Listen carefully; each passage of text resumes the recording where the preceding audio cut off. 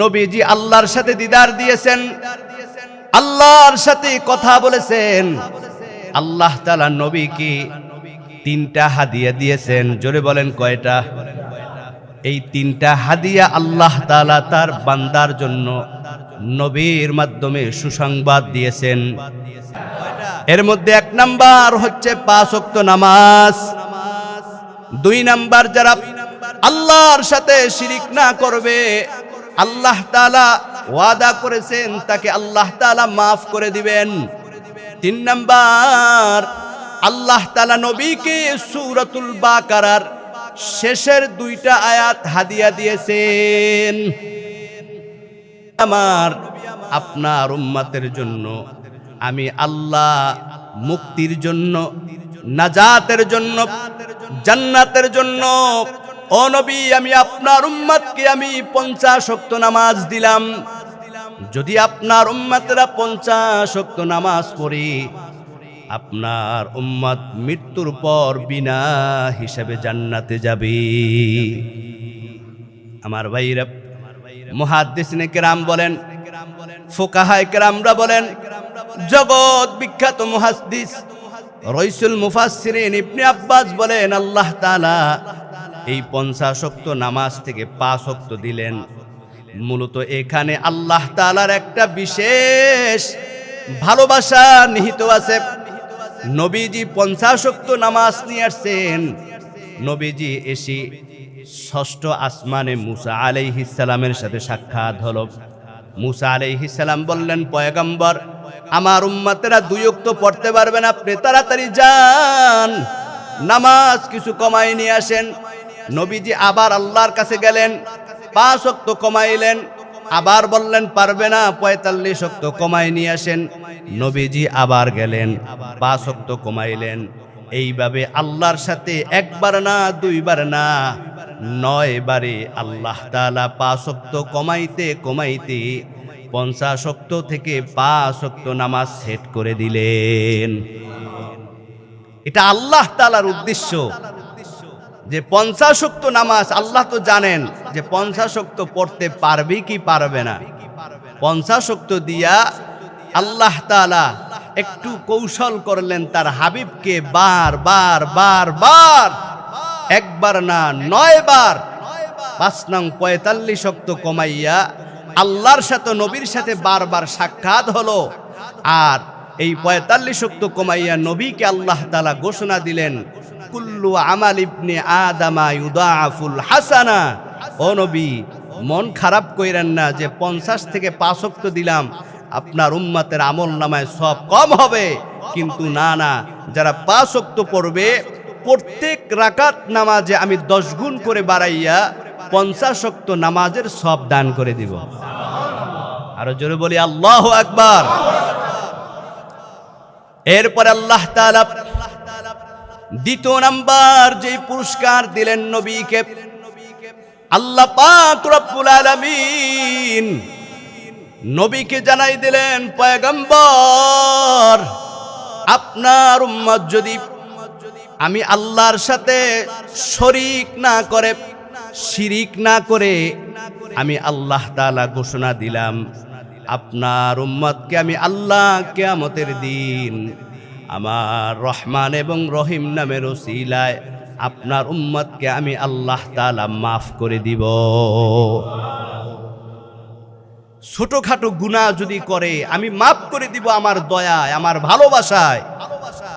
যদি আপনার উম্মতেরা শিরিক না করে, কবিরা গুনাহ না করে। ভালো করে বুঝেন, শিরিক হচ্ছে, কবিরা গুনাহ হচ্ছে 2 প্রকার। শিরিকে আকবর, শিরিকে আসগর। শিরিকে আকবর হচ্ছে বড় কবিরা গুনাহ, যেটা আল্লাহর সাথে সরাসরি শরীক করা হয়। যেমন কেউ যদি চাঁদকে সে সমস্ত ক্ষমতার অধিকার মনে করে, যদি সূর্যকে সমস্ত শক্তির অধিকার মনে করে, আল্লাহর সাথে অন্য কাউকে যদি শরীক করে, এই শরীকের গুনাহকে বলা হয় শিরিক, কবিরা গুনাহ। এই কবিরা গুনাহ আল্লাহ তাআলা সহ্য করে না। 2 নাম্বার হচ্ছে শিরিকে আসগর, যেটা ইবাদতের মাধ্যমে, কর্মফলের মাধ্যমে আল্লাহর সাথে শরীক করা হয়। যেমন মানুষ যদি আল্লাহর নাম ব্যতীত কোন গায়রুল্লাহর নামে পশু জবেহ করে, মানুষ যখন কোন মানুষের নামে কসম কাটে, মানুষ যখন মানুষকে দেখানোর জন্য ইবাদত করে, এই ইবাদত করার মাধ্যমে তার শিরিক হয়, কবিরা গুনাহ হয়। আল্লাহ তাআলা বলেন এই কবিরা গুনাহ যারা করবে, আল্লাহ তাআলা কিয়ামতের দিন এই বান্দাদের দিকে আল্লাহ তাআলা ফিরেও তাকাইবে না। এজন্য যারা কবিরা গুনাহ করে, শিরিক করে, দুনিয়ার জমিনে যদি তওবা না করে মারা যায়, বাকি যত আমল করুক না কেন এই আমলে কোনো কাজে আসবে না। মৃত্যুর আগে তওবা না করলে, কবিরা গুনাহ নিয়ে, শিরিকের গুনাহ নিয়ে যদি মারা যায়, সমস্ত আমল বরবাদ হয়ে যাবে। আর যদি আল্লাহর দরবারে তওবা করে মারা যায়, আল্লাহর হাবিব বলেন কিয়ামতের দিন আল্লাহ তাআলা বান্দার ছোটখাটো যে ভুলগুলা হয়েছে, এই ভুলের শাস্তি দিয়া আল্লাহ একদিন না একদিন তাকে জান্নাতের মেহমান বানাই দিবেন। এজন্য যে ইমানদার কলেমাওয়ালা, আল্লাহকে রব বলে স্বীকার করেছে, নবীকে রাসূল হিসাবে মানছে, সে একদিন না একদিন আল্লাহর জান্নাতে যাবে বলে আল্লাহু আকবার। কিন্তু কোন কাফেররা কোনোদিন জান্নাতে যাইতে তো পারবেই না, বের হতেও পারবে না জাহান্নাম থেকে। কেন? তাদের ঈমান নাই। যার দৃষ্টান্ত হাদিস শরীফ, অনেক সাহাবীরা সকালে কালেমা পড়ছে, নবীর হাতে মুসলমান হয়েছে, বিকালবেলা মৃত্যুবরণ করছে, নামাজও পড়তে পারে নাই, ইবাদতও নাই। নবীজি সাল্লাল্লাহু আলাইহি ওয়াসাল্লাম বলেন, সাহাবায়ে কেরাম শুনে রাখো, এই লোকগুলা জান্নাতি, এই লোকগুলা জান্নাতি বলে আল্লাহু আকবার। কেন? ও নবী, এরা তো কোনো আমল করতে পারে নাই, সবে মাত্র ঈমান আনছে। নবীজি বলেন আল্লাহ তাআলা এই ঘোষণাই দিয়েছেন, যারা ঈমান আনবে, ঈমান আনার পর মৃত্যুবরণ করবে, যদিও তার আমল নামায় কোনো আমলও নাই, কোনো গুনাহও নাই, এই ঈমানের বদৌলতে আল্লাহ তাআলা তাকে মাফ করে দিবেন। তবে শর্ত হচ্ছে শিরিক মুক্ত, কবিরা গুনাহ মুক্ত জিন্দেগি করতে হবে। আজকে মনে করতেছে আমি তো কবিরা গুনাহ করি না, আমি তো মূর্তি পূজা করি না, আমি তো আল্লাহর সাথে কাউকে শরীক করি না। না, কবিরা গুনার অনেক প্রকার আছে। যদি কেউ ইচ্ছা করে আল্লাহ তাআলার কোনো হুকুমকে বৃদ্ধাঙ্গুলি দেখায়, এই লোকটা কবিরা গুনাহ করছে। যেমন উদাহরণস্বরূপ, নামাজের সময় হয়ে গেছে, মসজিদের পাশে হাইটা যায়, সুস্থ মানুষ, কোনো কাজকর্ম নাই, বেকার দোকানে বৈশা সমানে চা খাইতেছে আর আড্ডা দিতেছে, ইচ্ছা করে নামাজ পড়ে নাই, ত্যাগ করছে, সে কবিরা গুনাহ করছে। জোরে বলে নাউজুবিল্লাহ। এমন লোক আমাদের সমাজে নাই? আছে? আল্লাহ হেদায়েত দান করুক বলি আমিন। ইচ্ছা করে রমজানের রোজা রাখে না, সুস্থ মানুষ, সুস্থ মানুষ, কোনো রোগ নাই, শোক নাই, কেন?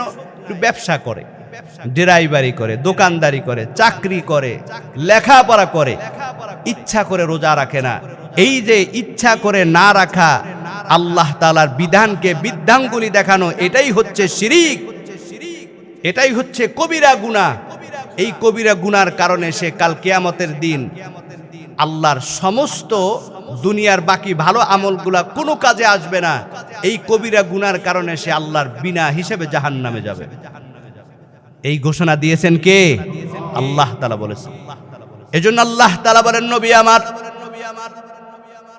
যদি আপনার উম্মতেরা কবিরা গুনাহ না করে, আপনার উম্মতেরা যদি ছোটখাটো গুনাহ করে, অন্যায় করে, পাপ করে, আর যদি কবিরা গুনাহ না করে, শিরিকের গুনাহ যদি না থাকে, ও নবী আপনি সুসংবাদ শুনে নেন, আপনার ওই উম্মতকে আমি আল্লাহ কিয়ামতের দিন আমি আল্লাহ তাআলা তাকে মাফ করে দিব। এজন্য আমার ভাইরা, যদিও আমল কম করতে পারি, কিন্তু আল্লাহর সাথে শরীক করা যাবে না, শিরিক করা যাবে না। কোন কথার দ্বারা কোন কাজের দ্বারা কবিরা গুনাহ হয় জানি না। এজন্য নবীজি সাল্লাল্লাহু আলাইহি ওয়াসাল্লাম আল্লাহ তাআলার কাছে বারবার দৈনিক তিনি পানাহ চাইতেন। আস্তাগফিরুল্লাহ, আস্তাগফিরুল্লাহ, আস্তাগফিরুল্লাহ ওয়া আতুবু ইলাইহি, লা হাওলা ওয়ালা কুওয়াতা ইল্লা বিল্লাহিল আলিয়্যুল আযীম। নবীজি আল্লাহর দরবারে গুনাহ থেকে পানাহ চাইতেন দৈনিক 70 বার। জোরে বলেন কয়বার? 70 বার, কমপক্ষে 300 বার। যেই নবীজির জীবনে কোনো গুনাহ নাই, ওই নবীজি যদি গুনাহ থেকে পানাহ চায় 70 বার 300 বার, আপনার আমার কতবার চাওয়া দরকার? এজন্য ভাইরা আমার, কোন কথার দ্বারা কোন কাজের দ্বারা আপনার আমার গুনাহ হয় জানি না। এজন্য দৈনিক কমপক্ষে 70 বার, 100 বার, 300 বার ইস্তেগফার পড়া। কারণ মৃত্যু কখন হবে জানা নাই। যদি আপনি আমি গুনাহ থেকে খালেজ দিলে তওবা করে ইস্তেগফার পড়ি, আল্লাহ তাআলা আপনার আমার গুনাহগুলোকে মাফ কইরা আল্লাহ তাআলা নিষ্পাপ হয়ে কবরে ডাক দিবেন। চেষ্টা করতে হবে, আল্লাহ কখন মৃত্যু হবে জানি না, তুমি আমার গুনাহগুলোকে মাফ করে দাও। এখন একদিকে গুনাহও করবেন, অপরদিকে আবার তওবাও করবেন। আল্লাহ তাআলা এই দ্বিচারিতা পছন্দ করেন না। আল্লাহ তাআলা স্পষ্ট বলেছেন, সুম্মাল্লাযীনা আমানু সুম্মাল্লাযীনা কাফারু। বান্দা ঈমান আনছে, আবার গুনাহ করে কাফের হয়ে গেছে। আবার সুম্মাল্লাযীনা আমানু, আবার ঈমান আনছে, আবার কাফের হইছে।